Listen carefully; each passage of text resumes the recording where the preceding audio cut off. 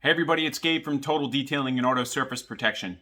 Today I'm going to show you how you can judge if your paint is soft or hard. Super easy, not super complicated. So stay tuned for this episode of Easy Details.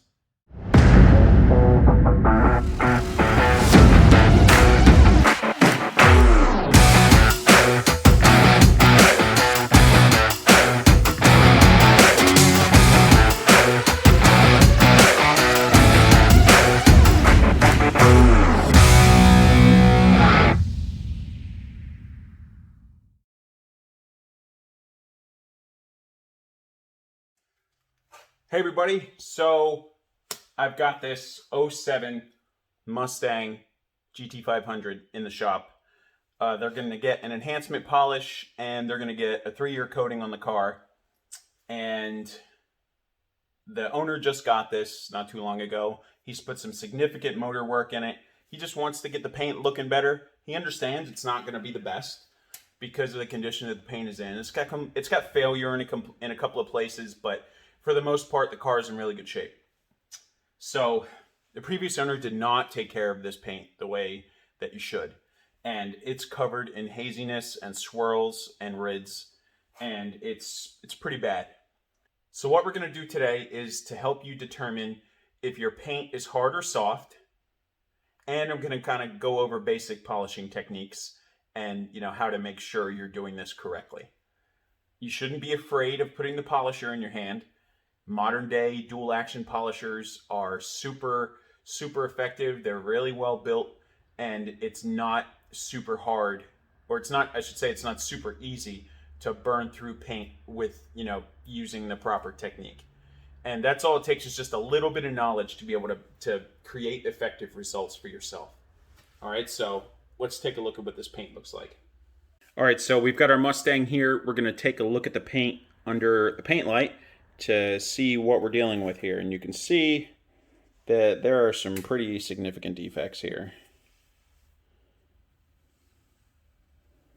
There's a lot of haziness and a lot of rids, swirling.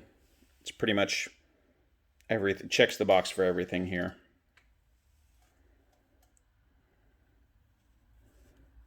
So the customer knows that this is just going to get a light enhancement. It's not going to be perfect.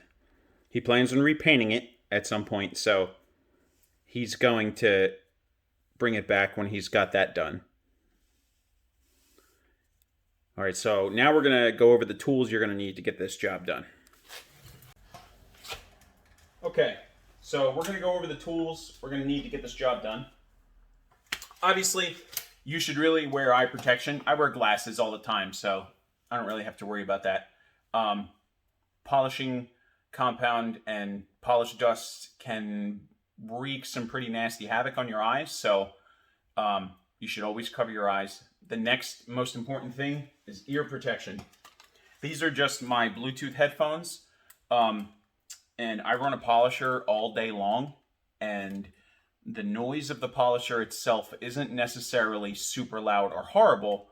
What it is that over time, it just becomes oversaturated, and it's one of those things that will give you a headache over time. So it's super important to wear ear protection, earbuds or earplugs over the ear.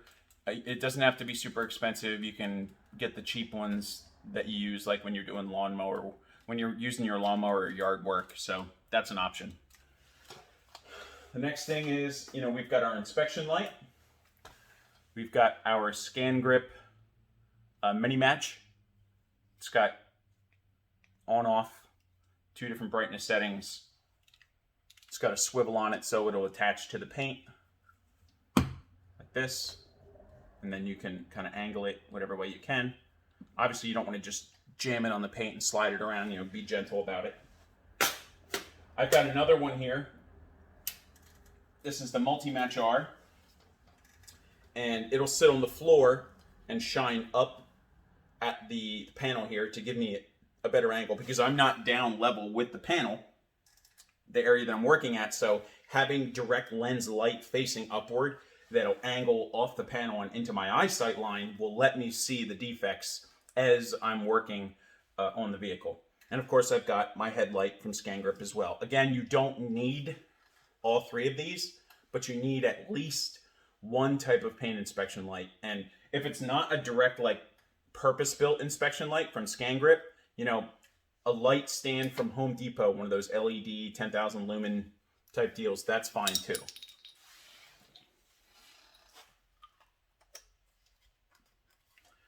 So we're going to set this up down here, and I'm going to turn the brightness down since it's black.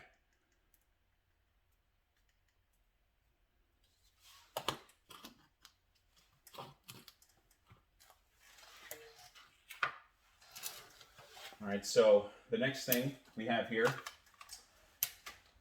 we have our Rupes LHR 15 Mark III. This is kind of the standard, you know, first thing you reach for type of polisher as a professional. It's really well built. I'm a huge fan of all the Rupes tools. I use this every day. This is a 5-inch polisher, so it's kind of the go-to. It's got a variable trigger. It's got, you know, a tactile on-off or a tactile speed selection switch. It's got a trigger lock. It's got the big handle up front. What I do as a pro tip on the backing plate here is I mark it with a Sharpie here. So when it's moving and on the paint, I can see whether I'm getting the proper rotation or not. And that marking there becomes this moving hologram while the backing plate is moving. And it stops. It becomes very, very apparent when you're not holding the polisher correctly and you need to make an adjustment, which can happen depending on the angle of the panel. You know, working weird edges and concaves, you know, you may have to adjust your polishing technique. So we've got our Lake Country 5-inch HDO orange polishing pad.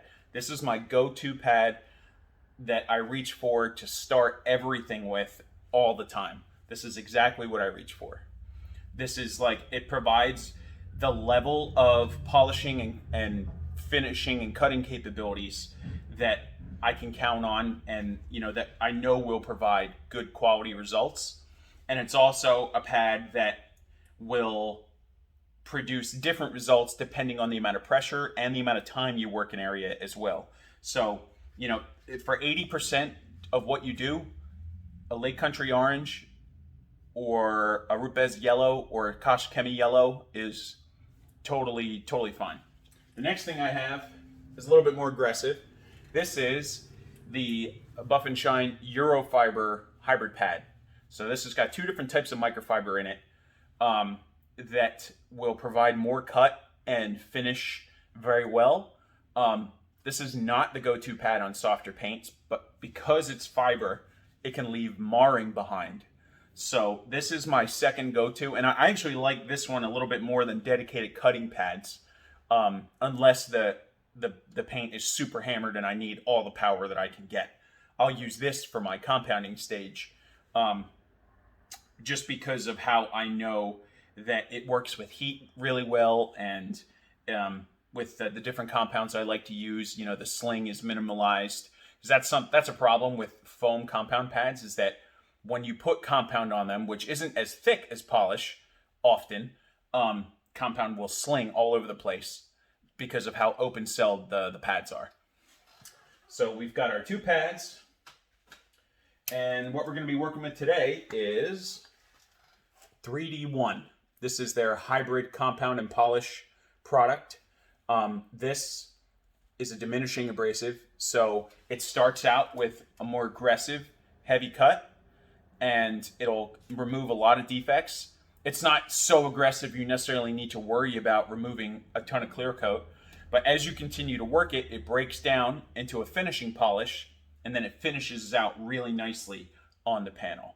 So, you know, you get a higher level of defect removal, but it also works out really well to, you know, kind of work as a one-step product. And ultimately, as a detailer, if you can avoid having to spend a ton of time on the paint with the polisher, the better.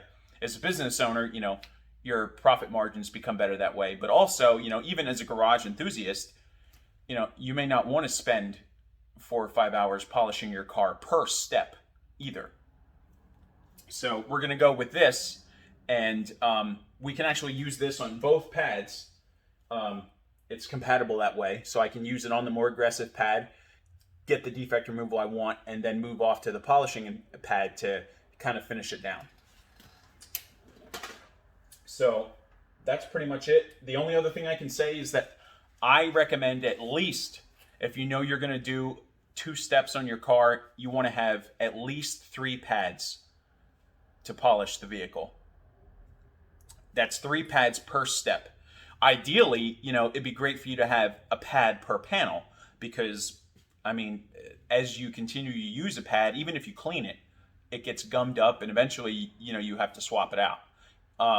Having multiple pads on hand ensures that you can continue to work, and you don't necessarily have to stop to clean your pads all the time. Realistically, if you work an area and then you work in another area, after that second area, you should be cleaning the pad. So if I was going to do a step all the way around the car here, I'd probably use a pad on 2 or 3 panels. So like on this Mustang, I do the whole door with 1 pad, and maybe some of this, maybe this section here on the rear of the car as well, 1 pad. And of course I'd be cleaning it in between each section, and then after that you can swap out to a new pad. Now granted, if you have a pad washer, like the Detail Guards pad washer that we have, you can wash your pad out when it gets too gummed up and then dry it off and then go back to work. Polishing a whole car with just 1 pad, even brushing it, is ill-advised, because the brush just doesn't remove enough of the polishing compound and spent clear coat. It just doesn't do an effective enough job.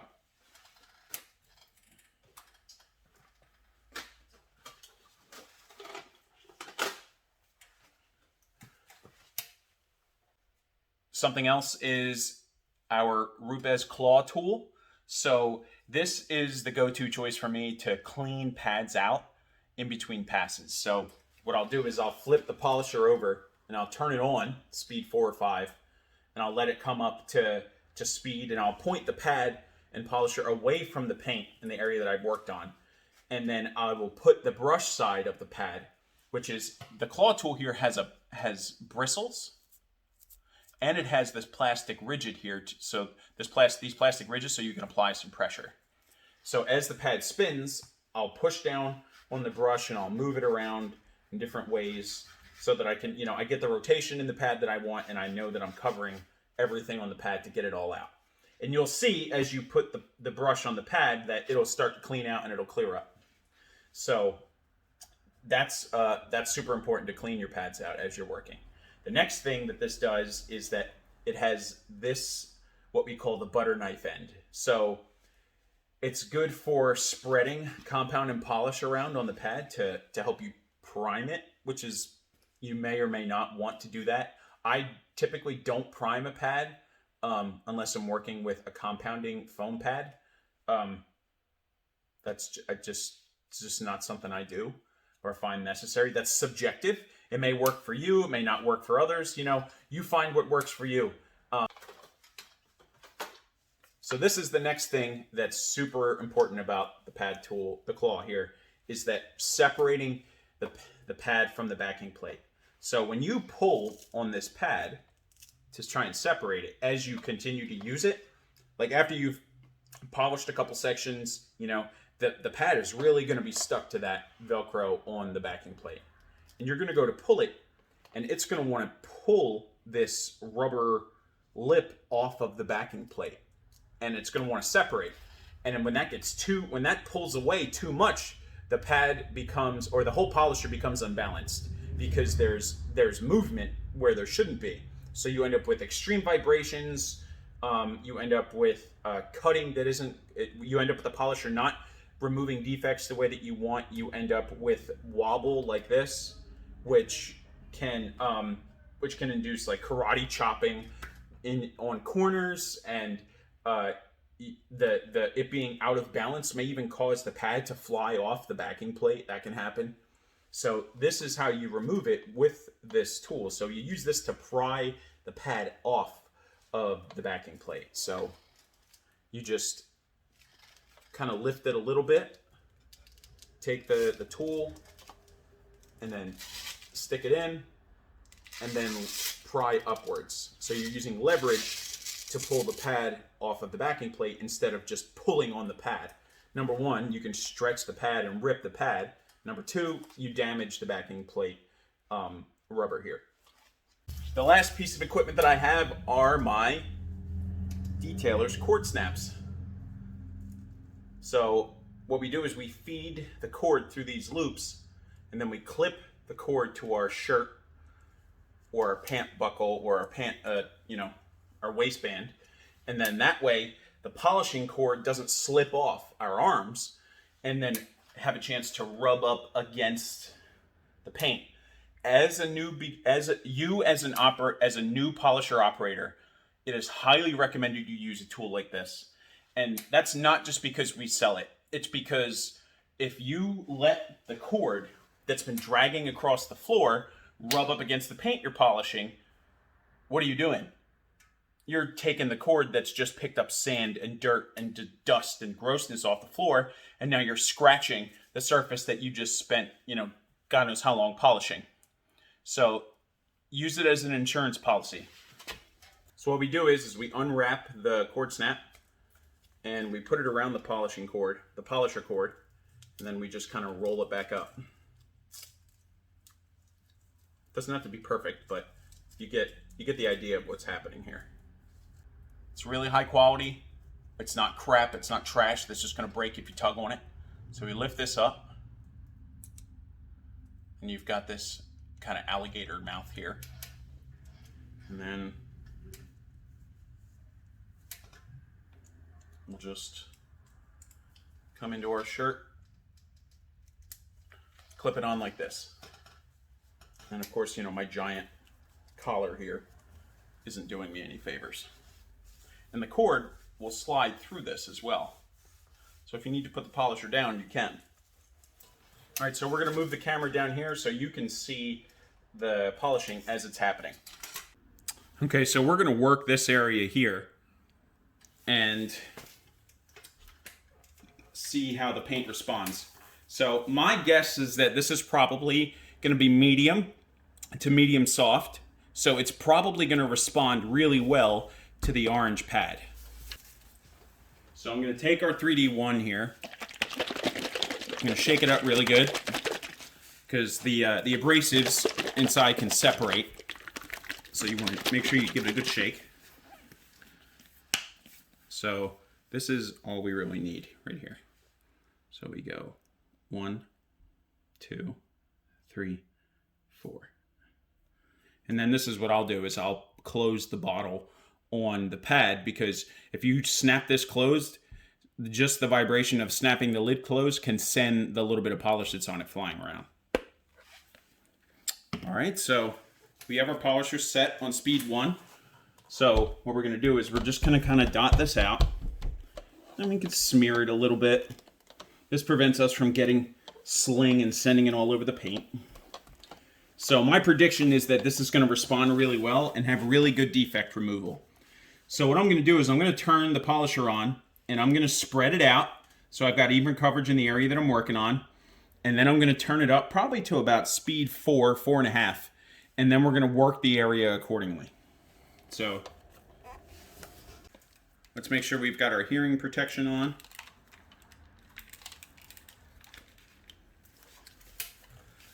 Okay, here we go.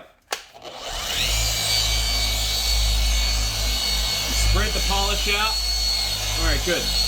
So now we're gonna get to polishing speed.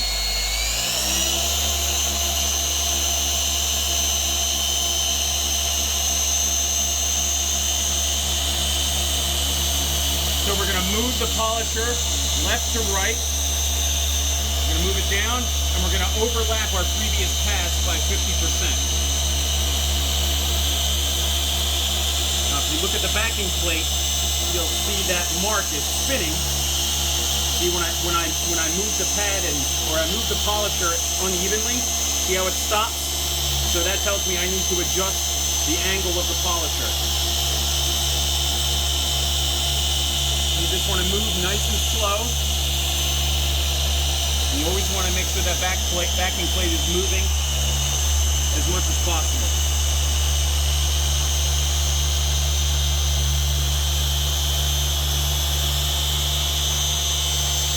So we go left to right, and then we're going to come up.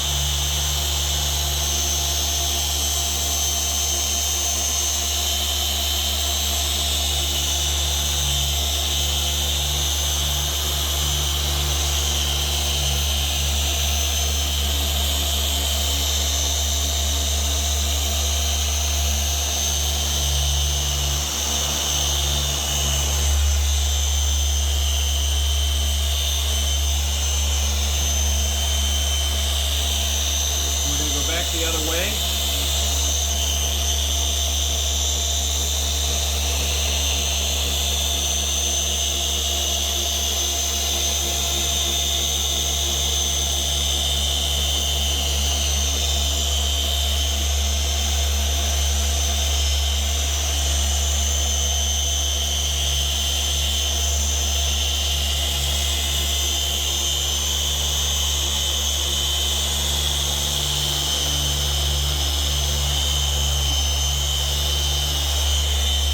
Come back up for our final pass here. As you work the polish, at this point you should be able to look through it and see the kind of correction results that you're getting. And if you're not getting the defect removal that you want, that tells you, you're going to need to change your pad and chem combo or adjust the amount of pressure that you're putting down.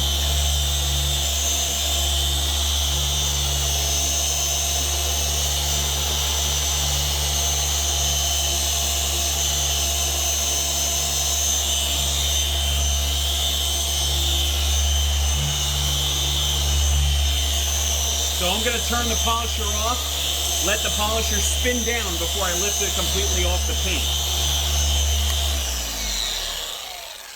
You don't want to just lift it right off and then have it sling polish everywhere.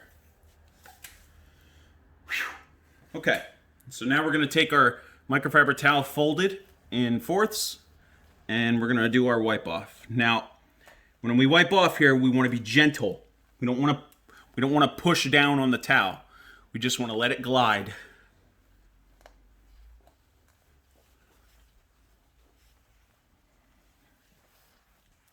Using too much pressure can actually cause towel marring during the wipe off, and you can cause significant damage that way and create more work for yourself. So this looks really good. It's got a couple of interesting little pigtails here. It may have picked it up from the polisher. So I would say, just based on the defect removal, this is right on the money, medium soft. Like, wait until you see what this looks like. Look at this.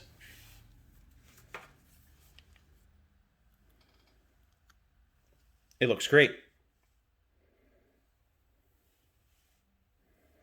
So this is what we had, right? This is what we had before. Now look at this.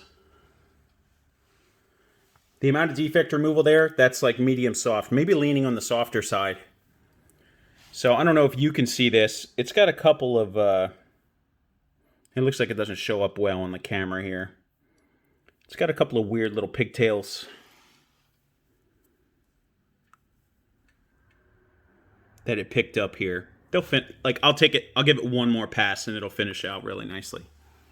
So this is what we got now. Now really quickly here, I'm going to show you how to clean the pad. Now you should point this pad away from the car. Just for video's sake, I'm going to show you real quick here.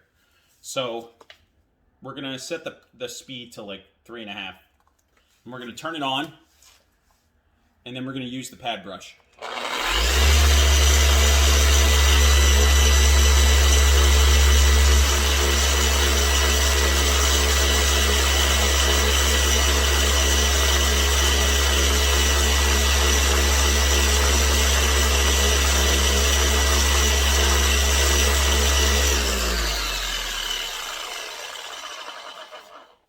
can see here, we've removed the majority of the surface buildup. And this is all just stuff that's embedded into the foam. So now we're ready to go at it again for another pass. So I'm going to do another pass here with a more aggressive combo. And my guess is that this is likely going to leave hazing behind. So now we're going to remove this pad here with the tool, the claw tool. So we shove it in here, and then it comes right off.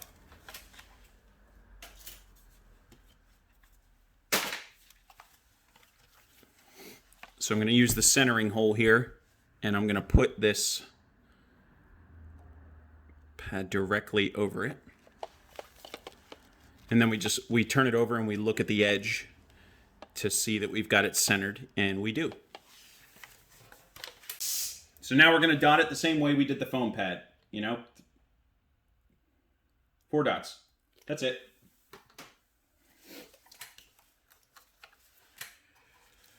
So we're going to dot this out, and then we're going to see how it comes up. Now, my guess is that this is going to install haziness in this area, and we're going to have to remove it again with the orange foam pad. And that tells me that the paint is going to be on the soft side.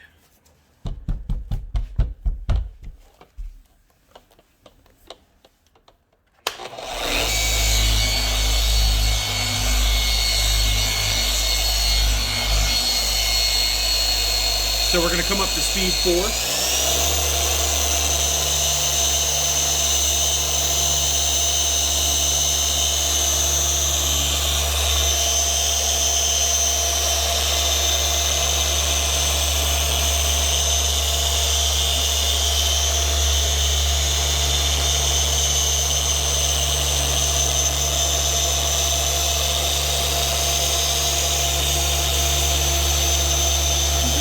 Overlapping passes.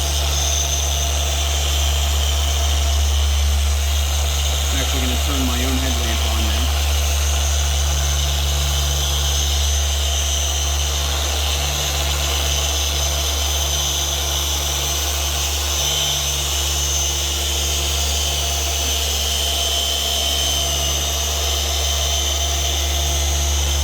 You'll see here, the fiber pad reacts differently on the paint.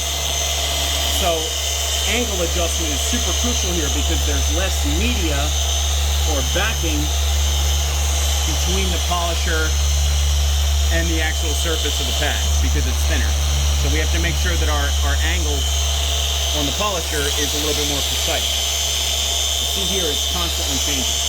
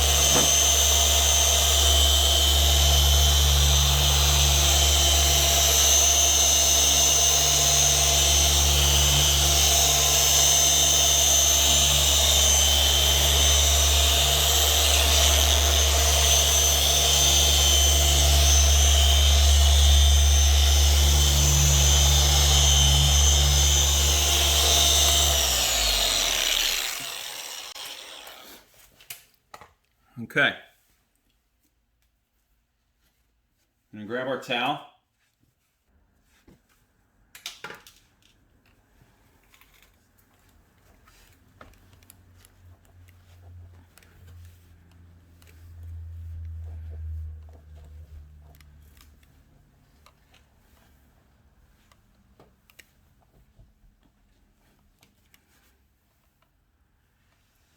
So that definitely installed some haziness.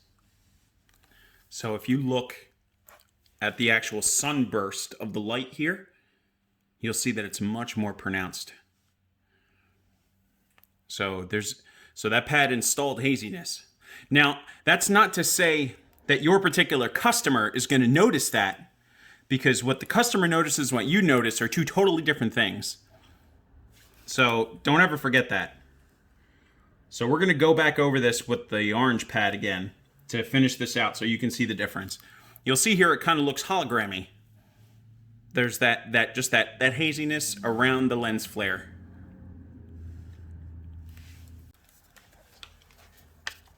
So we're going to separate our pad here.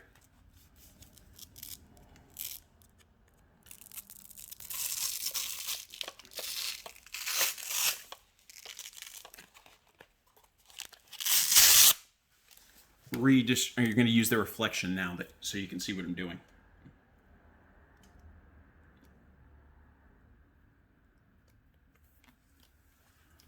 All right.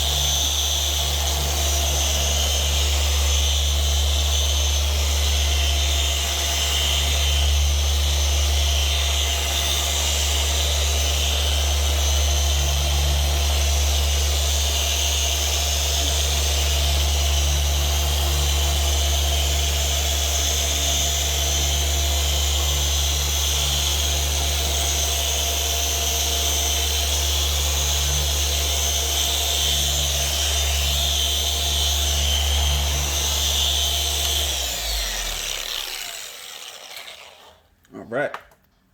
My guess is that this is going to finish out super nicely.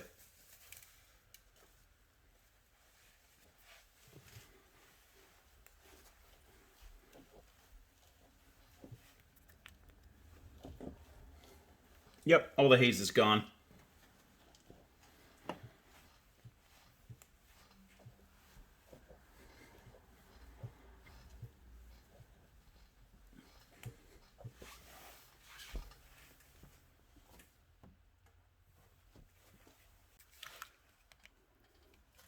So this is what we're left with here.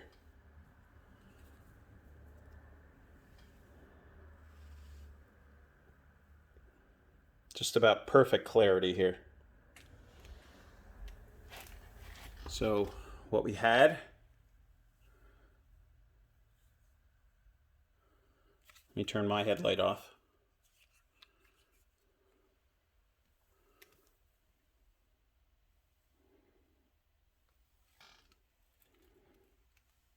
Here's what we got.